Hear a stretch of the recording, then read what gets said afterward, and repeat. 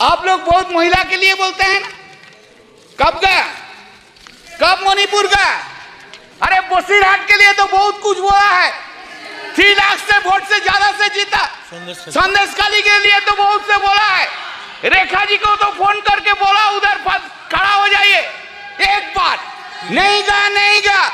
क्या प्रहलाद जोशी जी, एक बार prime minister कोई वुमेन अफेक्टेड वुमेन को फोन करने नहीं बोलने सकता था? बेटी तू देश का बेटिया है, तू मेरा बेटिया है, हम तुझको देखेंगे, ये बात बोलने नहीं सका, ये बात बोलने नहीं सका।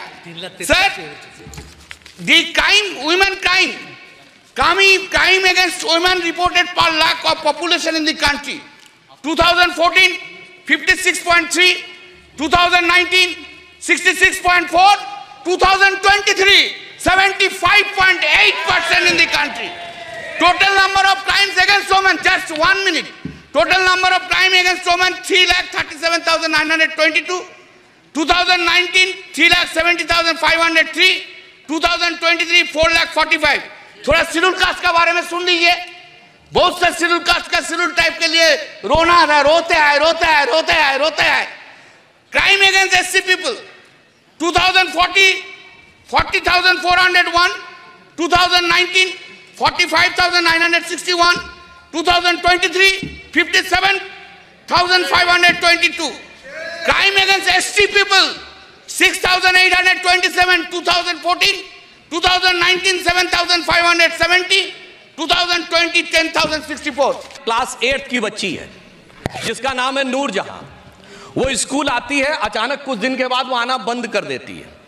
उसके साथी लोग पूछने का प्रयास करते हैं कि वो कहां गई, क्या हुआ, तो पता चलता है कि उसकी शादी कर दी गई है।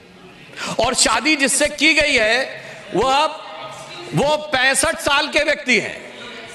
अब सुनिए इसके बाद, परंतु मुझे इस बात के ऊपर let him complete then. ये ऑफिशियल केस है, ये ओपन हो चुका है, ठीक है। यदि इसमें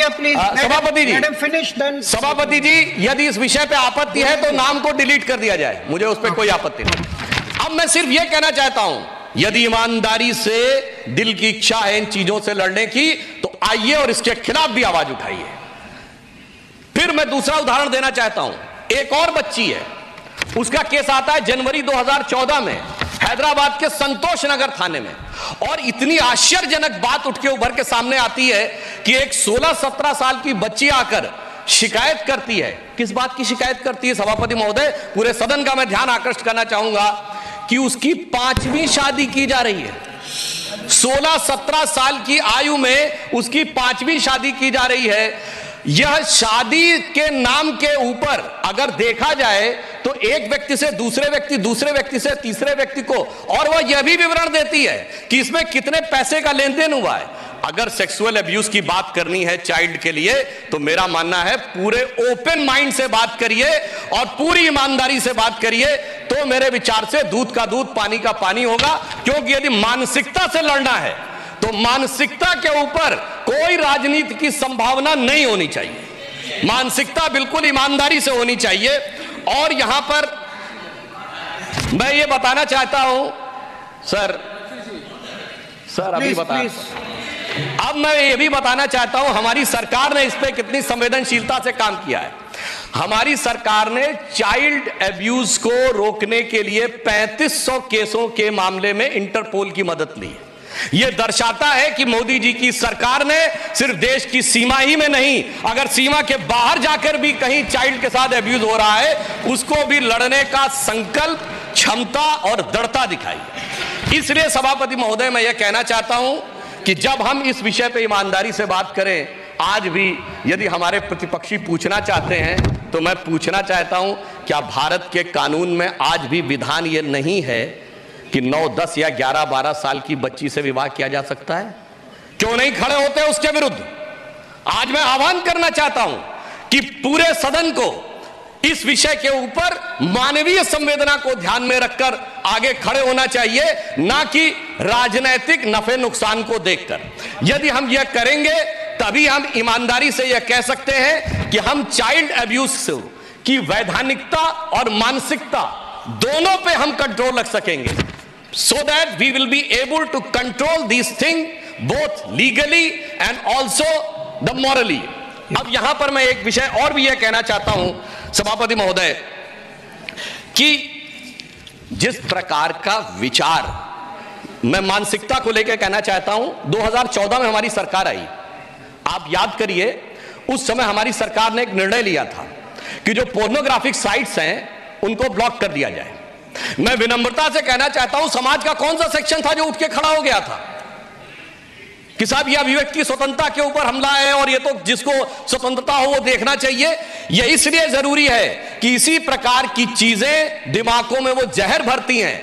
अगर आप क्रिमिनल डाटा रिकॉर्ड जाके देखें, जितने भी इन्वेस्टिगेशन के जो रिजल्ट्स अवेलेबल हैं उनमें जिन लोगों ने सेक्सुअल अब्यूज बच्चों के साथ किया है, दो चीजें उनमें जरूर पाई गई हैं सभापति महोदय। एक, वो नशे के आदी हैं, हैवी ड्रंकर्ड स्थिति। दूसरा, उनके फोन्स में पोर्नोग्राफिक क्लिप्स और वो सारी चीजें भारी मात्रा में पाई गई। तो मैं सिर्फ ये कहना चाहता हूं, यदि हमें मानसिकता से लड़ना है तो हम ये भी नहीं कह सकते कि साहब विशेष प्रकार की वेबसाइट्स देखना, अश्लील वेबसाइट्स देखना, तो ये तो व्यक्ति की स्वतंत्रता पर छोड़ दिया जाना चाहिए। ये अल्ट्रा इंडिविजुअलिज्म है, ये इंडिविजुअल फ्रीडम नहीं है, ये अल्ट्रा इंडिविजुअलिज्म है। और नशे जैसी चीज को तो एक व्यक्तिगत स्वतंत्रता मानना चाहिए और कहीं कहीं पर तो सोशल डिग्निटी दी जानी चाहिए। यदि हम इस मानसिकता के साथ चलेंगे तो मेरा मानना है कि हम कभी भी इस चुनौती का सही ढंग से सामना नहीं कर सकते। इसलिए मैं कहना चाहता हूं सभापति महोदय, एक समस्या यह भी आई है कि जब से जरूरत से ज्यादा यह ऑब्जेक्टिविज्म आ गया है, हम कोई विज्ञापन देखें, तमाम प्रकार की जो प्रस्तुतिकरण है वो देखें तो उसमें हर चीज का ऑब्जेक्टिफिकेशन है। बच्चे का ऑब्जेक्टिफिकेशन है, वुमेन का ऑब्जेक्टिफिकेशन है और उसको हम कहते हैं this is a expression, way of expression. यदि हम इस मानसिकता से लड़ना चाहेंगे तो यह सिर्फ राजनीतिक आधार पर संभव नहीं है। इसके लिए समाज को एकजुट होना पड़ेगा। और हमारी सरकार, सभापति महोदय, हमारी सरकार तो बच्चों के कल्याण के लिए संकल्पित होने का भाव तो अपने विचार और संस्कार लेके में आती है, क्योंकि हम तो वो हैं जिन्होंने श्री रामलला विराजमान को प्रतिष्ठित करने के लिए एड़ी चोटी का जोर लगा दिया। हम तो बालक में भगवान का स्वरूप देखते हैं। यदि आपकी मानसिकता भारतीय संस्कृति की उस मानसिकता से प्रेरित होगी जो बालक में भगवान का स्वरूप देखते हैं, विषय पे बोल रहा हूं सर, क्या बात कर रहे हैं? ओके डॉक्टर, सुनिए, देखिए मैं कितनी बात कह रहा हूं सभापति महोदय। यहीं पर आप प्रत्यक्ष निर्णय पूरा देश कर सकता है कि जब तक ये बात होती रही कि चाइल्ड मैरिज जारी रहेगी 9, 10, 11, उस पर कोई आपत्ति नहीं। मैंने कहा बच्चे में भगवान देखो तो आपत्ति शुरू हो गई। बच्चे में भगवान देखने की जो मानसिकता है वो हमारी अपना विचार है। और सिर्फ मैं कंक्लूड कर रहा हूं सभापति जी, हम सिर्फ बच्चे में भगवान नहीं देखते सभापति महोदय, हम तो सारा ब्रह्मांड बच्चे में देखते हैं। चाहे हमारे यहाँ एक नहीं अनेक उदाहरण हैं कि भगवान कृष्ण भी जब बाल कृष्ण थे तो उनके मुंह में ब्रह्मांड दिखा था, और भगवान राम जब बालक राम थे तो याद करिए जो हम ये भजन गाते हैं ना, भय प्रकट कपाला, उसमें क्या लाइन है? ब्रह्मांड निकाया। अब देखिए इनको समस्या क्या हुई वो उस लाइन से एक्सप्लेन कर रहा हूं। ब्रह्मांड निकाया निर्मित माया, रोम रोम प्रतिवेद कहे, सो मम उर्वासी जग उपहासी, सुनत धीर मत थिर न रहे। इसका अर्थ जानते क्या है? कि जो संपूर्ण ब्रह्मांड जिनके रोम रोम से बनते हैं वो हमारे, कौशल्या जी कह रही वो हमारे उर में आकर हमारे गर्भ में आप प्रवेश कर गए, ये बड़े बड़े बुद्धिमानों को समझ में नहीं आता है। सुनत धीर मत थिर न रहे, यानी उनकी बुद्धि स्थिर नहीं हो पाती है, वो व्यथित हो जाती है, वो विचलित हो जाती है। वही विचलन आज हमें अपोजिशन में देखना पड़ रहा है। तो मैं अंत में सिर्फ यह कहना चाहूंगा कि हम सबको इस विषय के ऊपर ईमानदारी से विचार करना चाहिए। वैधानिक पक्षों पे मोदी जी की सरकार ने जितने सुदृढ़ कदम उठाए हैं और आगे भी उठाने के लिए कृत संकल्पित है, इसके लिए कोई एडिशनल और चेंज करने की वैधानिक आवश्यकता अभी इस समय मुझे नजर नहीं आती है।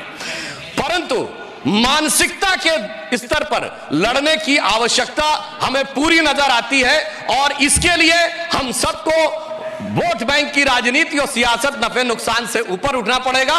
तब हम देखेंगे भारत एक नया स्वरूप ले रहा है।